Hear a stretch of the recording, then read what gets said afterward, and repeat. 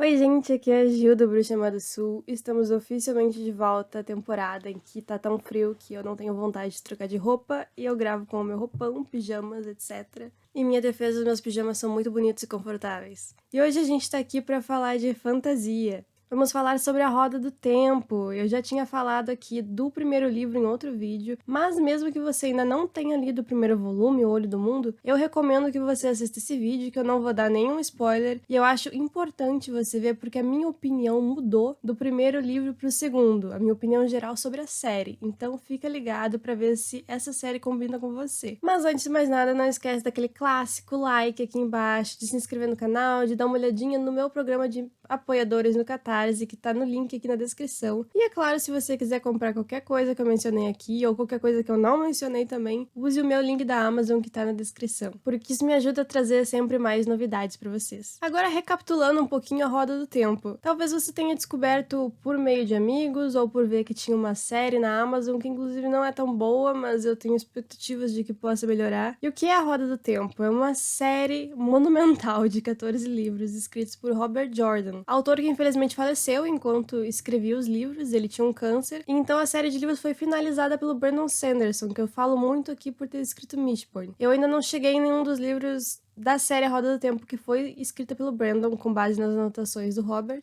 mas você já tem esse aviso aí que talvez se vocês veem esses livros pelas lojas na internet, é por isso que aparecem dois nomes de autores nos últimos livros. E pra gente relembrar um pouco do enredo dessa história, O Olho do Mundo, que é o primeiro livro da série, começava na nossa clássica aldeia, onde nada acontece, com o nosso menino fazendeiro que não quer fazer nada além de ser fazendeiro, e nessa aldeia surge essa mulher misteriosa que revela-se ser uma Aes Sedai, que é uma espécie de feiticeira sábia desse universo. E nessa mesma noite a cidade é atacada pelos Trollocs, que são a versão dos orcs dessa série. Você que viu O Senhor dos Anéis ou leu O Senhor dos Anéis sabe que são os orcs. São umas criaturas horrendas e os Trollocs servem nessa mesma base, que servem pra chegar matando a gurizada e esse tipo de personagem. Então a cidade é atacada, essa mulher, essa Aes Sedai chamada Moraine, consegue ajudar a defender a cidade, mas ela então explica pros nossos três personagens principais, Randy, Perrin e Matt, que eles precisam deixar a aldeia porque eles estão causando perigo, porque o destino deles está entrelaçado com o destino da Roda do Tempo. A Roda do Tempo é falada pra gente sempre como uma coisa um pouco misteriosa, mas é como se fosse o girar das eras, como se tudo no tempo fosse cíclico. O mundo acaba e começa de novo, nações caem e recomeçam, pessoas que morreram podem retornar, então a gente tem essa ideia de ciclo na Roda do Tempo. E o destino desses três rapazes está atrelado a grandes acontecimentos da Roda, segundo Moraine nos convence. E é por isso que a aldeia estava em perigo. Então nossos três personagens,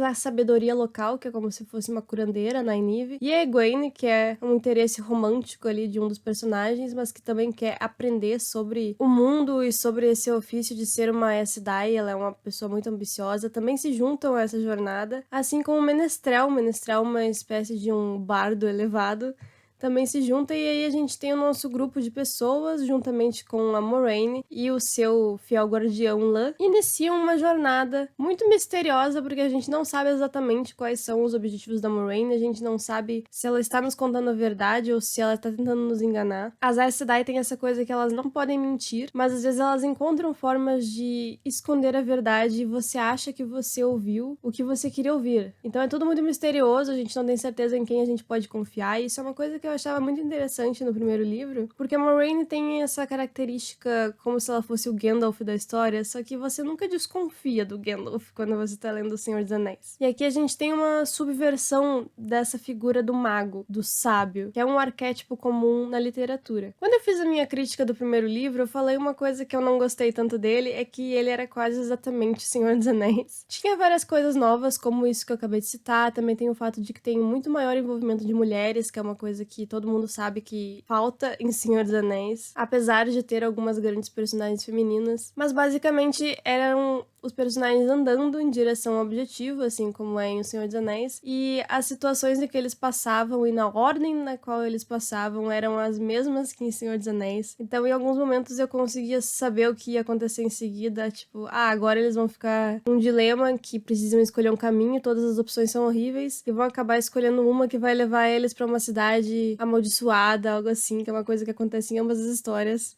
Então, foi uma experiência divertida, porque era um livro divertido, era um livro bem escrito, mas ao mesmo tempo ele era bastante previsível. E eu lendo críticas online, fiquei sabendo que só o primeiro livro é dessa forma e depois o autor construía novas coisas em cima dessa ideia de Senhor dos Anéis, que meio que ele repete no primeiro livro. Fiquei curiosa com relação a isso, com o que ele ia construir a partir dessa base diferente, até porque são 14 livros, tem muita coisa para ser construída, muito espaço, muito tempo. Mas como eu não tinha me apaixonado pelo primeiro livro, diferente de que aconteceu com outros primeiros livros de outras séries, como foi com Mistborn, como foi com As Mentiras de Locke Lamora. Eu demorei bastante para pegar o segundo livro, que foi A Grande Caçada, e eu me arrependo porque eu amei A Grande Caçada, e aqui que é a grande virada do nosso vídeo. Porque esse livro ainda tem bastante essa coisa de estamos andando em direção a um lugar para cumprir o objetivo, eu acho que isso vai ser comum em todos os livros. Mas foi muito mais interessante de ler, tem muitos elementos diferentes, tinha elementos que eu gosto bastante, como portais e a ideia de realidades diferentes que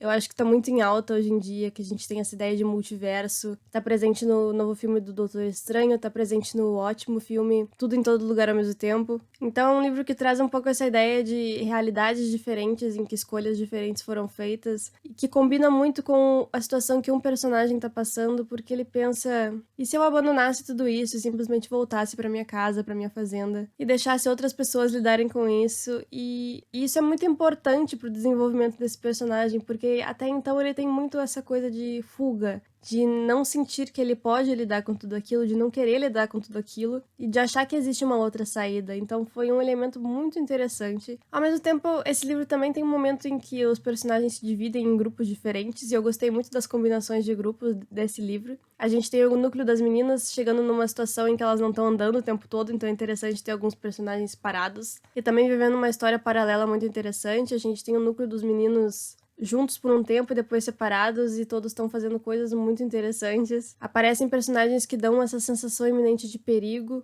E eu não posso falar muito da sinopse mesmo desse livro pra não dar spoiler, né? Porque é o segundo livro, não é o primeiro, eu tô aqui comprometida a não dar spoilers. Mas basicamente a Grande Caçada é a caçada pela trombeta de Valeri, que é esse objeto meio mágico da época das lendas, que seria capaz de trazer os espíritos dos heróis mortos para lutar em mais uma batalha. Basicamente, assim, jogando por cima. Eu também gostei da expansão que a gente tem no mundo, a gente conhece mais algumas culturas diferentes. E o trabalho do Robert Jordan para construir culturas é muito legal, a gente percebe o quanto ele é apaixonado por isso, ele é apaixonado por conhecer vestimentas diferentes de lugares diferentes, por conhecer arquiteturas de lugares diferentes, por conhecer costumes diferentes, e ele coloca essas coisas de forma muito intrincada na história dele, de maneiras que não são sempre a maneira esperada. Eu gosto muito, por exemplo, que os Aiel, que são o povo do deserto, não se parecem nem um pouco com o povo do deserto que você imagina no nosso mundo. E depois, logo em seguida, já comecei a ler O Dragão Renascido, que é o terceiro livro, porque o segundo acabou comigo numa vibe tão amo ler, que eu simplesmente quis continuar. E é muito interessante quando isso acontece com livros gigantescos como esses. Eu li eles em Kindle, mas eu vou mostrar eles pra vocês em livro físico. Na verdade, eu vou mostrar só O Dragão Renascido, porque a Grande Caçada estava quase que R$100 e eu decidi não comprar. Decidi esperar uma promoção, então aqui a gente tem O Dragão Renascido, mas a Grande Caçada é mais ou menos do mesmo tamanho. Ele tem umas 650 páginas, mais ou menos. Então é muito legal você estar nessa animação pra continuar lendo. E eu também gostei bastante desse livro, acho que eu gosto mais do segundo, porque alguns dos acontecimentos foram mais interessantes pra mim, mas esse daqui também foi muito divertido. Infelizmente, um dos meus personagens favoritos teve pouco tempo de tela. O ponto de vista dele não estava mostrando tanto, mas eu entendo por quê, achei que foi um recurso muito interessante que o autor decidiu utilizar. E esse foi o livro em que eu finalmente comecei a gostar do Matt, porque até então eu não gostava muito dele, ele parecia sempre muito arrogante, muito aquele jovem que busca problemas com coisas pequenas e com picuinhas. E ele tava sempre sendo um amigo ruim e arranjando problemas sem a menor necessidade, sendo meio idiota várias vezes. Mas nesse livro aqui eu tive a oportunidade de passar mais tempo sozinha com ele e vivendo uma própria aventura. E ele é muito engraçado, é muito interessante quando chega as partes em que ele está narrando. Na verdade, não narrando, o livro é todo narrado em terceira pessoa, mas a gente tem pontos de vista diferentes, assim como acontecem as Crônicas de Gelo e Fogo. E os capítulos do Matt sempre são um deleite de ler, eles são muito engraçados, ele é todo piadista. E eu gosto da forma como ele procura soluções criativas para as coisas. Teve um momento muito engraçado em que ele tava olhando pra um paredão que ele tava pensando em escalar um muro. E ele tá com medo de fazer isso porque é um muro muito alto, ele tem medo de cair. E de repente ele olha e ele vê uma pessoa escalando. E ele olha e ele pensa, é claro que tem um idiota escalando o muro.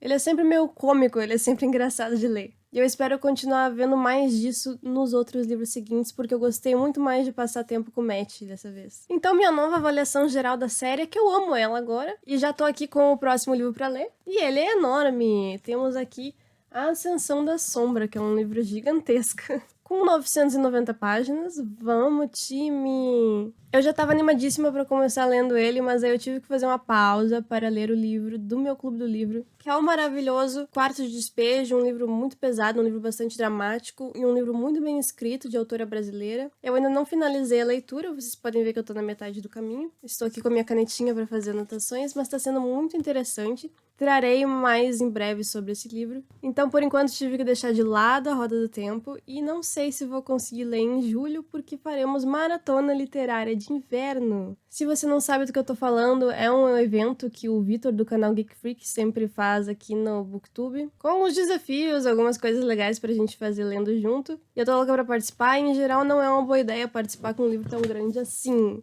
Mas eu acho que vai ser muito divertido e em breve eu vou trazer informações para vocês do que eu vou ler durante a maratona. Então eu super indico a Roda do Tempo se você é fã de fantasia.